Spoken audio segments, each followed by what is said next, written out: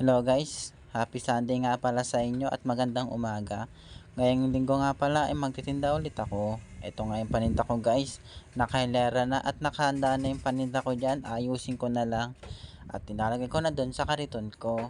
Ayan nga guys, sinaayos ko na lahat ng paninda ko. Inuna ko muna syempre yung isda, sinalansan ko ng maayos at sunod naman yung gulay. Ayan nga, nilagay ko na sa ilalim yung manok at 3 piraso nga lang yung manok ko pero sana maubos naman. At ito nag-display na ako ng talong yan.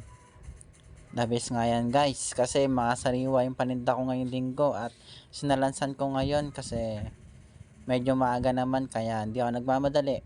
Pag Sabado Linggo nga guys ay maaga talaga ako gumigising. 4:40 pa lang ay gumigising na ako or 5 a.m. nagising na ako niyan mga guys. Kasi mas maganda talaga pag maaga. Ayan, maaga ka makakauwi at maaga ka makakaubos. Ayan guys, sinasalansan ko na yung mga gulay ko dyan. At saka nga pala guys, hindi ko naman kinakaya yung buhay kong ganito. Kasi dito na ako nabuhay, dito na ako lumaki. Dito na ako namulat guys. Kumbaga bata pa lang ako, ay ranas ko na to. Kaya ngayon expert na ako dito sa ginagawa ko guys. At nakakatulong ako sa pamilya ko guys, sa mga kapatid ko, syempre sa sarili ko, sa pag-aaral ko guys. Syempre ako na nagagastos sa pag-aaral ko, ako na yung nag-iipon para sa pag-aaral ko guys. At di na ako humingi kila mama, syempre para mabawasan na rin yung gastusin nila at yung mga kapatid ko na lang bigyan nila. Kaya ako guys, so, todo sikap ako. Kahit ganito lang yung trabaho ko guys ay okay na okay sa akin guys. Kasi ako na mismo yung ano sa sarili ko. Ayan, nagpupursige sa sarili ko. Ako na lahat sa sarili ko guys. Kaya sa mga kabataan dyan na katulad ko ay magsikap din kayo. Depende na yan kung gusto nyo talagang ano, yung kagayang ginagawa ko. Kung gusto nyo lang sa extra income ay gawin nyo rin ginagawa ko guys. Simple lang naman guys ginagawa ko.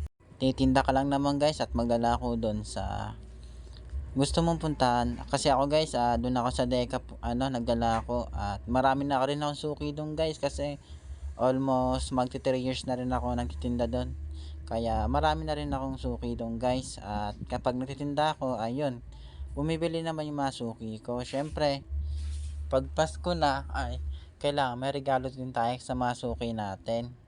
Syempre guys, kailangan natin regaluhan para kahit pa paano may gift tayo sa mga suki natin, di ba guys? At saka guys, dapat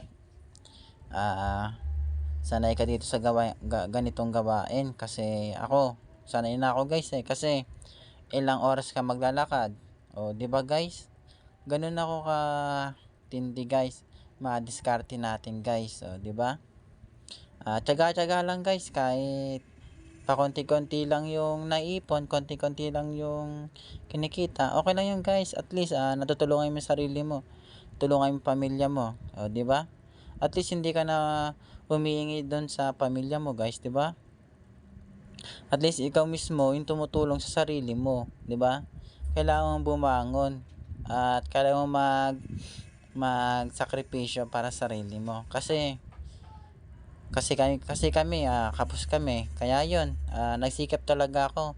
Simula pa lang bata ako ay namulat na ako doon sa gantong gawain. Kaya ngayon ay nasasanay na ako at yung mindset ko talaga ay business talaga. Kasi dito ako kumukuha ng pambaon ko mga kailangan ko sa pag-aaral ko, mga needs ko. Kaya nakakatulong na ako sa sarili ko, nakatulong pa ako sa pamilya ko. Kaya guys, kung gusto niyo akong gayan guys ay okay lang naman. Kasi yung ginagawa ko naman ay para sa sarili ko at nakakatulong din ako sa mga magulang ko, di ba guys? Ganito lang yung gawain ko guys. Pero since ngayon ay grade 5 na ako, napag-aaral ko yung sarili ko guys sa ganitong gawain, sa marangal na trabaho guys, di ba guys? Ang sarap sa feeling na yung mga ganitong trabaho ay makakapagtapos ka. Ay sana naman guys ay makapagtapos tayo guys, kasi marami nagsasabi sa akin na masuki ko na magtapos daw ako kahit ganito yung ginagawa ko. Siyempre kailangan talaga natin magtapos guys. Siyempre pangarap natin makapagtapos at makahanap ng trabaho, di ba guys? Siyempre ganun man talaga, ganun yung mindset ko guys eh. Kailangan natin bumangon, kailangan natin magtiyaga sa buhay sa araw-araw, di ba guys? Hindi naman sa lahat ng oras ay may kinikita ka. Hindi sa lahat ng oras nandiyan yung mga magulang mo. Kailangan magsikap ka mag-isa, 'di ba? Magsarili ka rin kasi ikaw mismo yung tutupad sa pangarap mo, guys eh. Kaya kung ako sa inyo, guys, ay mag-isip-isip na kaya hanggang maaga pa, hanggang hindi pa huling lahat, kasi kahit ganito yung gawain ko ay masaya ako guys, kasi napipil ko guys na kahit pagod ako, okay lang, masaya ako sa ginagawa ko. Kaya ko to. Kasi natutulungan ko yung pamilya ko eh. Natutulungan ko yung sarili ko sa mga kailangan ko. 'Di ba guys? Ang sarap sa feeling na ganito guys, no? Yung hindi na mo problema yung pamilya mo sa pag-aaral mo. Kaya yun guys, sana ma-inspire kayo sa ginagawa ko. At sana like and follow nyo guys yung page natin guys. And maraming salamat guys. Hanggang dito na lang yung video natin. Syempre may susunod pa na video. Maraming salamat guys. I love you all.